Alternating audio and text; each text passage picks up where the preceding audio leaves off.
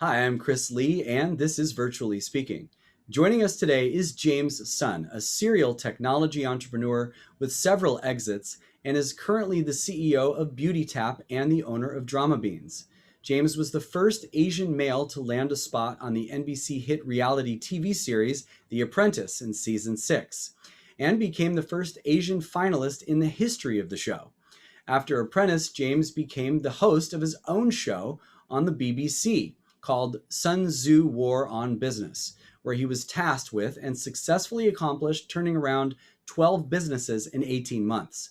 James is a champion of corporate diversity and inclusion and an expert in the global marketplace and workforce, working with companies to tap into their diverse employee cultures to not only empower them, but to give diversity cues to the company about how the products they sell are perceived, usable, and best presented to all cultures and ethnicities around the world. So please join me now with the incredible James Sun. Well, hello, James Sun. Thank you for joining me here on Virtually Speaking. How are you doing today, sir? Doing good. Nice to see you, Chris. Great to see you. It's been a long time since we've been in person, but excited to always connect with you and hear about the latest and greatest with you. I know you have so much going on all the time with your companies and your businesses. You're always coming up with new ideas and doing incredible things. And your story is amazing. So I really want to kind of go through everything with you. I think there's a lot that you have to share. And of course, I think the main thing that I think about with you as a speaker is your passion for diversity, your passion for inclusivity, and your passion for starting companies that address that and really embrace that. So not only with the consumer, but also with the employees.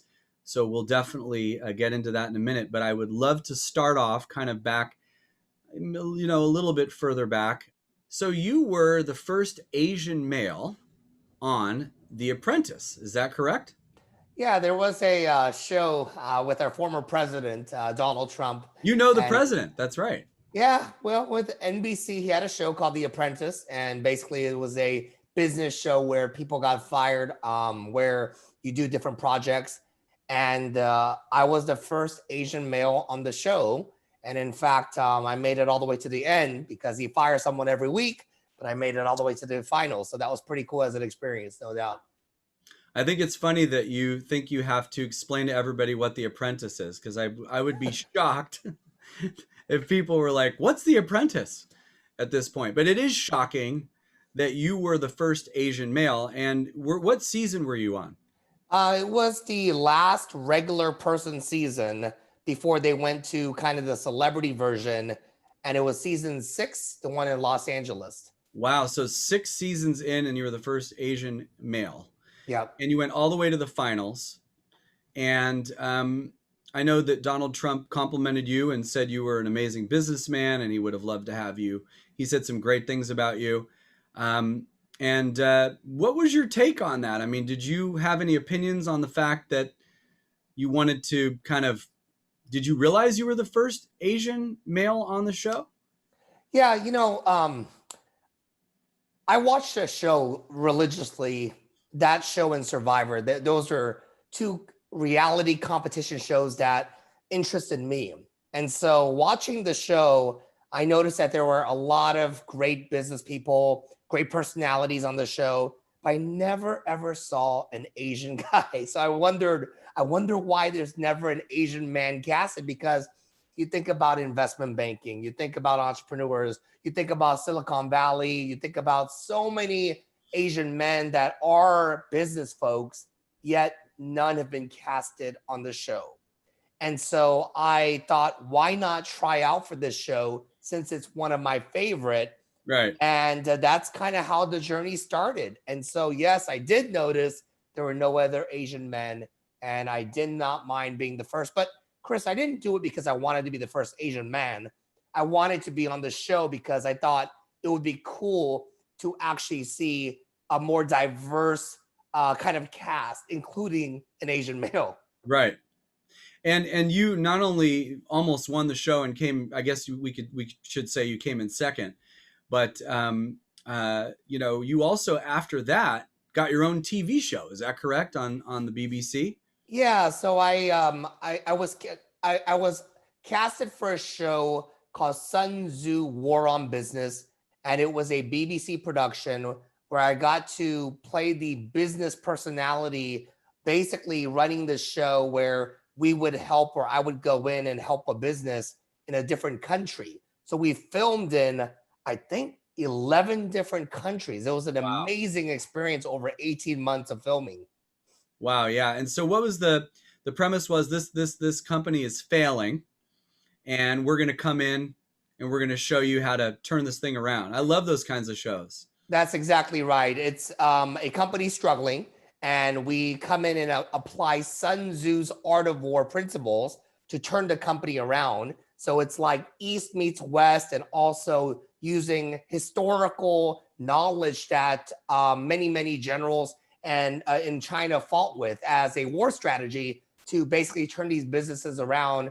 And it was in different countries, so the audience got to see the cultural aspects of how business is done, not only the micro, but the macro as well. So tell us more about what the Sun Tzu Art of War principles are and how that applied to business. So the Sun Tzu's Art of War was basically a military strategy, and there was a book written from the 5th century BC about a Chinese military leader that used these principles that were wise principles in terms of when you go to battle. And so, for example, it would teach about that you sometimes need to take 2 or 3 steps back in order to go 5 steps forward. And so you want the enemy to sometimes think that you're retreating, but what you're doing is you're actually loading up and getting ready to attack when they're not expecting it. And so these are the types of like battle wars and battle lessons that the book teaches you, and we applied it to the business world. So how do you apply it to the business world? Well, for example, another great principle is that you got to be like water. Water is extremely powerful, but it moves and it's always adjusting to its environment. And so instead of looking at a market and looking at a strategy one way, you have to constantly be adjusting. And imagine how relevant that is today in our digital generation. Like new technologies are happening every day, new competitors coming up. So you got to be constantly adjusting. And so I think it's extremely relevant to how today's business works. Absolutely. And those companies that you were turning around on the show, they were all walks of life companies, right? They were mom and pop stores. Tell us a little bit about what kind of companies they were. Yeah, I mean, I work with companies that were 9,000 employees in Mumbai, India, all the way to a small clothing boutique in Singapore. So you think about the wide and the breadth of companies. Another cool one was a winery that was out of Australia. You know, a lot of us enjoy Australian wine. And so it definitely covered different industries and it covered different continents to apply how culture works within business. And that's something that was really interesting, Chris, is that there is the aspect of understanding diverse cultures because every business environment is different. Like in China, for example, when we were working with a company, a lot of the employees were accustomed to being entrepreneurial. But if you actually applied that to another industry, like in Japan, where it was more hierarchical, even though there's 2 Asian countries, their philosophies of employee mentality are widely different based on the culture that they lived in. Yeah, that's amazing. So that's that. So they obviously had a really great idea there to show that off within the show, and that's a really cool premise for a show. And you've always been about diversity, and you've always been an entrepreneur. So before you went on The Apprentice, you were already a pretty successful entrepreneur. Had you had a couple of successful businesses already at that point? Yeah, at that point, I went on The Apprentice as an entrepreneur. And so, having had some experience with starting companies, exiting some companies, allowed me to understand what it takes to actually like start something from scratch. And it's so hard to start a company from scratch and actually make it successful, especially in today's ultra hyper competitive environment. But Yeah. I think that having done it gave me some insight even on the show, and then going on Sun Tzu's War on Business show, it gave me some experience to kind of lay back to. And as I also work with a lot of companies and consult as well with Fortune 500 all the way to startups, I see patterns, and there's a lot of patterns. And ultimately what it comes down to is patterns of people, people's behaviors, how they think, what things make them click. And even though you might be working with a Microsoft who's in the high tech business, or a small startup that is in the CPG industry or consumer goods, there's so much psychology to your people and to your audience. And so one of the metrics that I've really studied on is how to use segmentation and diversity as an offensive weapon to actually go attack markets rather than just an HR policy. Amazing. So you tap into the people that you already have, and you make sure you hire a group that represents really the consumers that you're going after. Yeah, I mean, let's think about this, Chris. If you're going to go after the African American market, should you hire only non-African Americans? Absolutely not.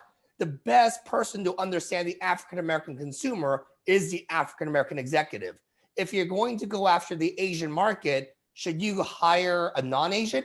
No, Right. you should absolutely hire someone. But here's the key: your executive team needs to be and having encompass a wide diversity, because we live in a diverse world. Your consumer market is very wide. So therefore, having a collective that is diverse in thinking, in their whole approach, is going to give you the offensive strategy to attack those markets best. Yeah. And so have you mostly worked, it seems to me like all of your businesses have been technology companies. Is that correct? Yeah, mostly all of my personal entrepreneur endeavors have been in mobile web, consumer, internet, tech, definitely so. So what would you say are kind of your favorite businesses that you've started and had success with all the way up to, from the past all the way up to the present? What I really love are the kind of businesses that are B2B to C. And so there's a business to business element. Why I love that is because there's great cash flow and profitability, because it's predictable based on the B2B part.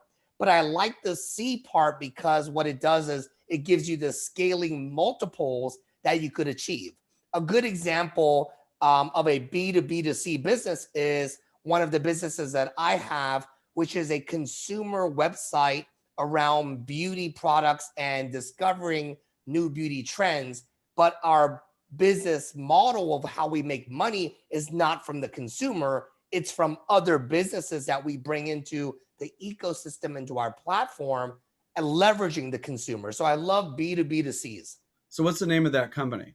So my beauty company is called Beautytap.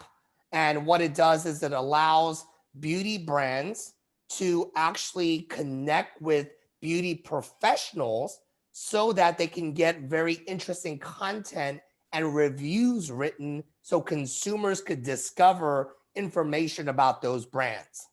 Wow. So it's basically a place for you to go and buy these products, but also get really, really great advice on which ones are the best ones for you, where you can really use the reviews and the comments and the feedback from experts, but also consumers, other people like you, to figure out which one's best for you, right?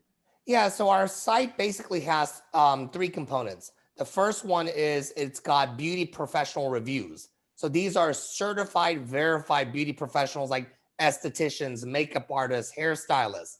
So they are actually reviewing. The second component of the business is brands. So brands sign up, and then these folks are independently reviewing those products. And so there's a genuineness to it. They're not being paid to get those reviews. So it's absolutely independent and genuine. And then the third component is the consumer. They come on and read those reviews and go, I really liked what that professional said. I trust it because it was independent. So now I'm going to go purchase it. That's great. So, but you've always, I mean, it seems to me like all the companies you've had have really focused on representing everybody as a consumer, as a customer base, being not just one type of person, of one race or one ethnicity, but really everyone. And I've also noticed that kind of you've really put the power in the hands of the consumer, maybe more than other companies. So you really have put yourself in the shoes of the consumer in a really big way with everything. Because what were some of the other companies that you also had, if you'd be so kind to tell us? Yeah, I have another company called Dramabeans, and I've had it for a long time, and we have now 14 million users. And one of the keys with that company was I wanted to introduce Korean content or Korean dramas to the English speaking market in the United States. And so, as you can imagine, a lot of US folks might watch Netflix and see the foreign content, but they might not understand everything, even though there's translation, because there's cultural subcontext as well. And so we actually built a community recapping every Korean drama that's extremely popular now on Netflix as a category. And we built a community around it. And what it did was it allowed non-Koreans to enjoy Korean content. And thereby what I'm doing is making my small dent in the world of promoting my culture and helping other people understand my culture that may not have understood otherwise. And that grew to 14 million people now, which is incredible. And so I do love businesses that promote culture, understanding, tolerance, education. And for Beautytap, for example, one of the key things that we're doing is we are disrupting the review industry. Right. When you go to Amazon or you go to a retailer site and you see the people that are reviewing the products, you don't know what race they are. You don't know what size they are. You don't know what age they are because there's no pictures associated oftentimes to the review. So what we're doing is we're actually putting a diverse element to it where now we're holding the brands accountable for not only using executives or hiring executives that are diverse, but not only the models that they're hiring, but even the people that are reviewing the products to showcase the diversity. And the brands love it because now the brands could show that our products are for all people. Right. Tell us a little bit more about how the companies of today, whether they be big or small, really need to embrace diversity and really need to embrace um, making sure that we don't just forget about who our customers could be and only the customers we've had, and how do we expand into other markets, because there's a lot of money to be made there, right? If you realize that you can reach other groups that you've never even tried to before or that you never even thought about before.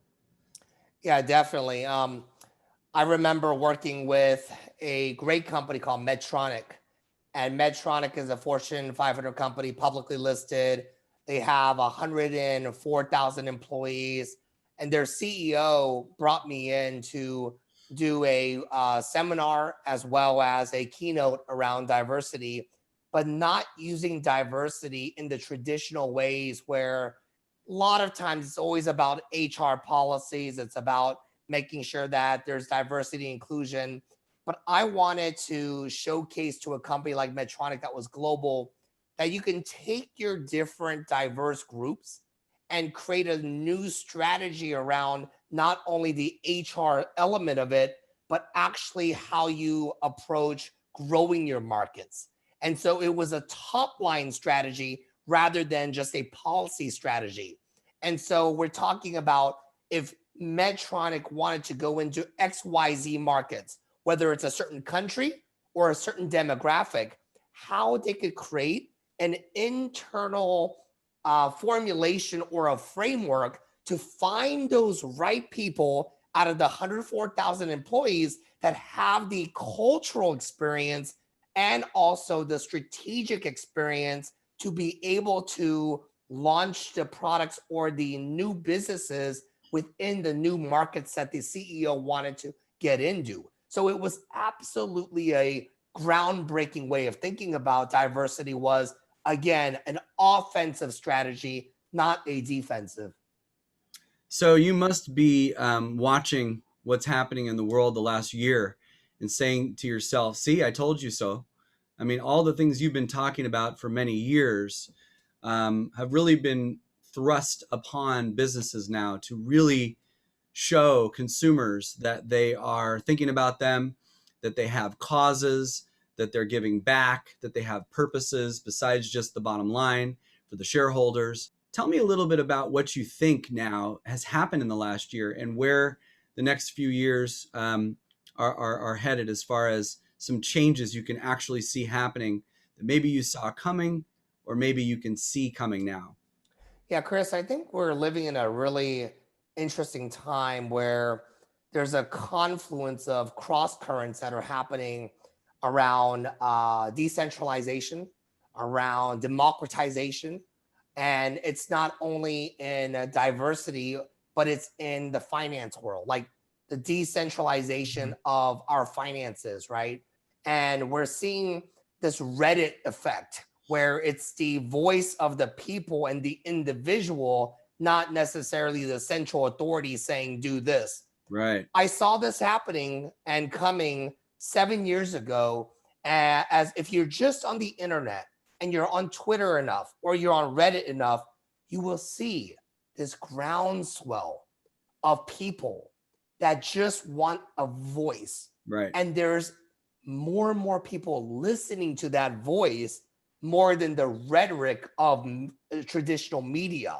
And when this happens, it basically gives everyone a voice to keep brands, companies, media, platforms accountable. Yeah. And so when now the consumer keeps you accountable by being able to get one Reddit story read by millions of people, you're going to pay attention. I'll tell you, one of the best ways that I've found to keep companies accountable is not call their customer service when there's an issue. Just tweet it. Tweet that you had an issue with the company, and you will get a response faster from the company than you would contacting their support and writing an email into their support, which could take days or even weeks. We're held accountable publicly. And so therefore, now companies and institutions are held accountable for their diversity standards to make sure that they're giving everyone an equal chance, to give everyone an opportunity to have a voice. And so therefore, we are seeing this groundswell of a power shift in our world. Yeah. And you're absolutely seeing it on the news today, and it will continue. And companies that don't pay attention to this and embrace it are going to actually be almost ostracized by the consumer. Absolutely. What technologies are you most excited about? And what trends are you most excited about when it comes to the technologies? You mentioned Reddit. There's a lot of social things happening, social media tools, of course, things that didn't even exist a couple years ago, TikTok and other new things happening now with Clubhouse and things like that. Are these things going to stay? Are these things the future? I know you're also into cryptocurrencies. So it seems like, again, empowerment of the people is really prevalent in everything in society now more than ever before. And it's been fast forwarded. What are the technologies or the things that you're most excited about or that you know people should really pay attention to? I think that this decentralization movement is here to stay. I think that people want to own their data. They want to control their experience. They don't want the big platforms monetizing their information without their permission. I think that it's going to go into a permission society, and where technologies that allow people to decentralize, empower, and get their permission are really interesting spaces. One in particular, I'm very much paying attention right now to the crypto space around not just Bitcoin, but around the decentralization apps out there that are attacking industries, where now all of a sudden I could have my information in a decentral way across people that I trust rather than hosting it with just AWS. It's where I could actually have my money in a lot of different blockchains that are confirming that I have that instead of just trusting Bank of America. So those are the things that I'm particularly interested in. And I think the Gen Zers and even the millennials that are getting older now are going to drive this, because the Gen Zers absolutely are going to buy Bitcoin before gold. That's what they hear about. That's what they're used to. And so we're going to have this transfer of wealth, transfer of experience that is going to go to the digital native person that's used to the phone actually being their access point of not only information, but also keeping that information. So Yeah. decentralization is a big theme that I think is going to change many industries over the next 5 to 7 years. What would you say would be the number one thing a small business owner, who are a lot of my customers and the people in the audiences that you talk to when you speak? Of course, you do talk to Fortune 500s and different departments within them. But when you're talking to the small business owner, what do you tell them to do? Make sure they're doing right now that they need to have as the first thing on their list as far as taking advantage of all of this in the decentralization world, but also in the apps or the trends world as far as how to reach the consumers. So there's two sides. There's data and there's money, and then there's also the consumer and reaching them and connecting with them. On those two sides, what would be the first thing to do? I think for the small business owner, and I still consider myself a small business owner because I'm always involved with startups. I think the number one thing that I could give as an advice to small business owners and startups is trust. Build trust with your consumers and your clients, because building that trust is going to allow you to scale, because a lot of companies that try to build a product and just get as many customers as possible from day one don't understand that you need different levels of customers to be able to add on. Like, for example, let's say that I can go get 1 million customers today. Well, guess what? If I got 1 million customers in 3 days, I could lose them in 3 days. So you want to build these, layers of customers where you go get the first 100. Then you build the next 1,000 on top of. Then you build the next 10,000 on top of, because you're building these layers of trust. And so when you could do this, use tools like social media, like decentralized services. Empower your customers to say, I don't own your data. I'm providing you the best service that I can. I will be transparent. So keep me accountable on social media and I will answer. Put a review on Yelp, put a review on Beautytap, put a review on Glassdoor, and I will respond. Engage with them to build that trust. I think trust is one of the most important things that small business owners can do, because the movement right now, Chris, is that mass consumer doesn't have trust with the big guys. So as a small guy, how do you compete? Is build trust. Wow, that's great. And what about the blockchain? I mean, what about Bitcoin? What about cryptocurrencies? I mean, I think there's still a lot of people who are categorically opposed to that. They think never going to happen in my business, my consumer, my customer, never going to need it, never going to be something that we need to adopt. By the time that comes into my business, I'll be retired.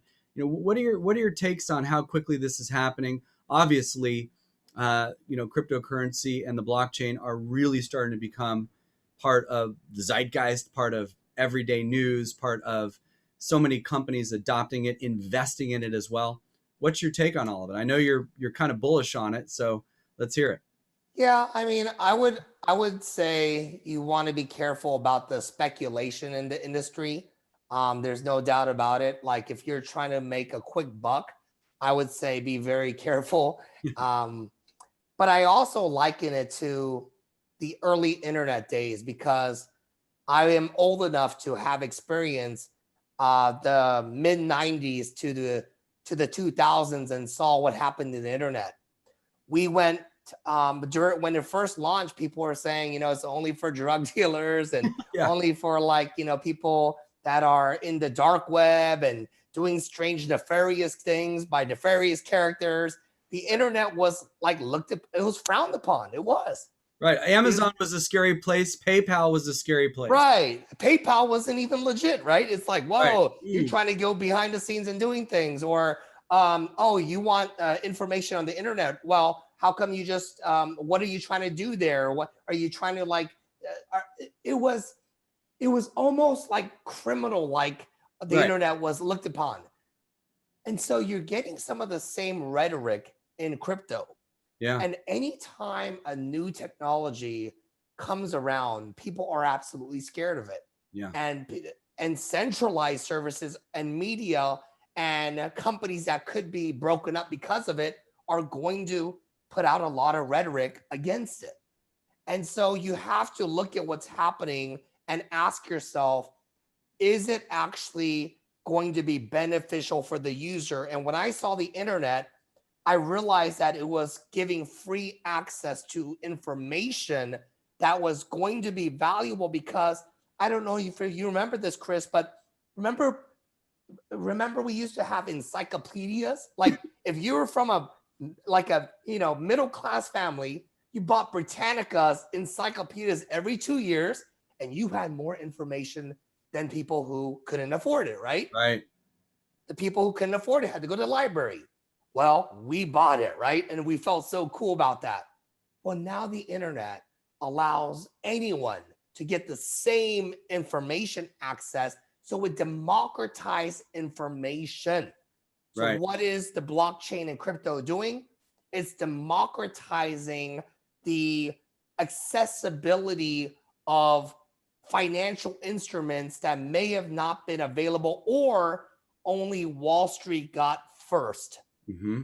Crypto is the first time that the consumer is actually getting access to something ahead of Wall Street from a financial instrument standpoint. There's been so many scandals, Chris, on Wall Street. I can't even start naming how many there have been, right?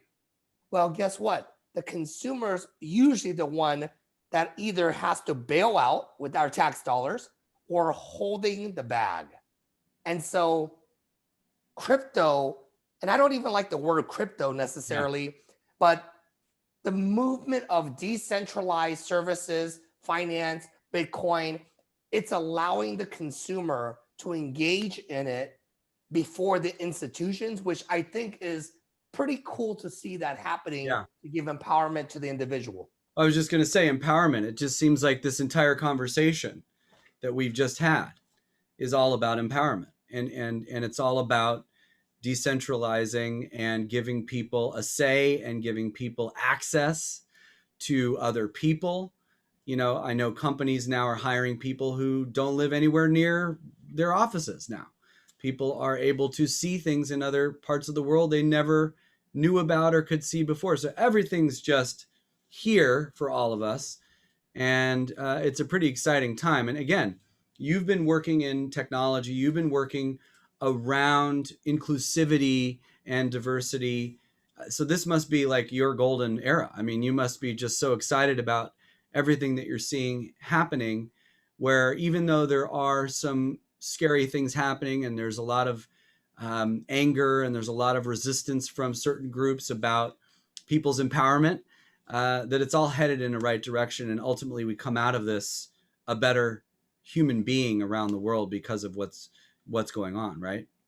Yeah, I think that people deserve to get their voice out and have access to information, have access to products, have access to financial instruments, regardless of color, social, economic, age. And so I love the fact that you can have someone young to someone old, someone from different countries be able to actually be on the same playing field.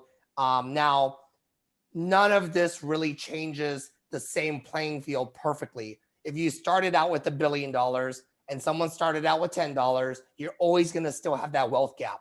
But it doesn't mean the guy that has $1 billion should have more access and easier access at better prices than the person at $10. And Right. that's what decentralization does. It gives equal access. You're still going to have gaps, but at least the access should be the same. That's amazing. Yeah, the whole thing, Chris, is like my whole thing about diversity is it's not a woe is me, oh my gosh, we're getting attacked. It's all about using it as a strategy for offense. That's what I've been preaching for 10, 12 years now. It's like use this as a strength because I know that the best way to make change happen is top line stuff. Things that are top line, things that are sexy for executives is that they'll put money into things that'll help them make money. And so I'm using diversity and teaching companies and organizations how to use it to make money, not just, oh, cross the T's, dot the I's, and now you're legally compliant. Yeah. And I think that now that everybody has access to us as companies and products, and it doesn't matter where they live in the world, you can really reach everyone. So anybody who's not understanding that and doesn't care about certain aspects of the world is just missing out on money. Yeah, they're gonna be they're way in the past. They're living in the 1970s if they think that they're on an island and they don't have to worry about what people say on the web anymore. Like yeah. Well, it's a real exciting time. I'm so excited that we got to have this conversation. We covered a lot. Yeah. You definitely are absolutely passionate and inspiring, and you inspire me every time to really understand that the world is a small place and everybody's voice matters.